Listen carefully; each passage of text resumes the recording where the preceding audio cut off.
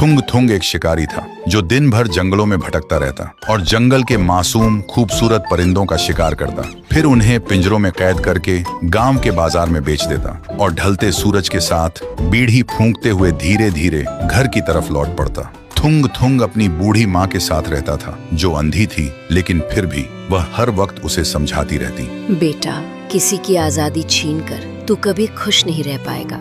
लेकिन माँ को एक बात नहीं पता थी, थुंग थुंग को उन मासूम बेजुबान परिंदों को तड़पते हुए देखकर सुकून मिलता था। इसलिए वह माँ की एक भी बात सुने बिना उन्हें घर में अकेला छोड़कर रोज जंगल चला जाता। लेकिन एक दिन थुंग थुंग जंगल के सबसे घने और सुनसान रास्ते से जा रहा था। तभी उसे रास्ते के बीच एक सुनहरे रंग का पिंजरा दिखा और उस पिंजरे के अंदर एक खूबसूरत चिड़िया कैद थी। देखते ही थुंग थुंग की आंखों में लालच आ गया। उसने सोचा इसे बेचकर तो बहुत पैसा मिलेगा, लेकिन तभी उस पिंजरे से एक रुला देने वाली आवाज आई, मैं सदियों से इस पिंजरे में कैद हूँ। थुंग थुंग, अगर तू मुझे आजाद कर दे तो बदले में मैं तुझे एक ऐसी जादुई शक्ति दूंगी कि तू जिस भी चीज को अपने लालच भरे मन से छुएगा वो सोने में बदल जाएगी। सुनते ही थुंग थुंग खुशी से पागल हो गया। उसने बिना सोचे समझे पिंजरे का दरवाजा खोल दिया। चिड़िया बाहर आई और हवा में उड़ते हुए बोली, याद रखना थुंग थुंग, ये पिंजरा कभी खाली नहीं रहता। तेरे हर लालच की कीमत तेरा कोई अपना चुकाएगा।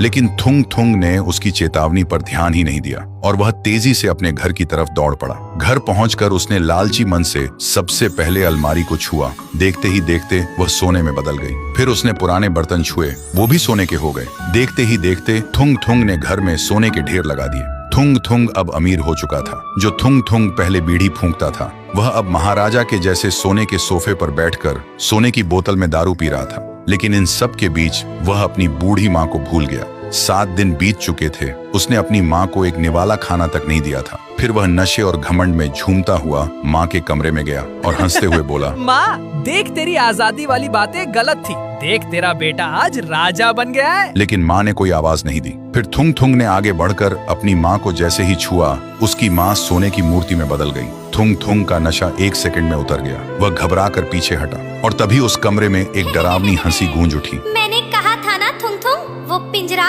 कभी खाली नहीं रहता। तेरी माँ भूख और प्यास से कब की मर चुकी थी। तूने सोने के लालच में अपनी माँ को भुला दिया और अब उनकी आत्मा हमेशा के लिए उस पिंजरे में कैद है। सुनते ही थुंग थुंग पागल हो गया। उसने रोते हुए अपने हाथ जमीन पर पटके और चिल्लाने लगा, ले ले ये शक्ति और मेरी माँ को वापस दे दे। पर जमीन पर हाथ पटके ही जमीन से होते हुए पूरा घर ही सोने में बदल गया और जमीन के अंदर धंस गया।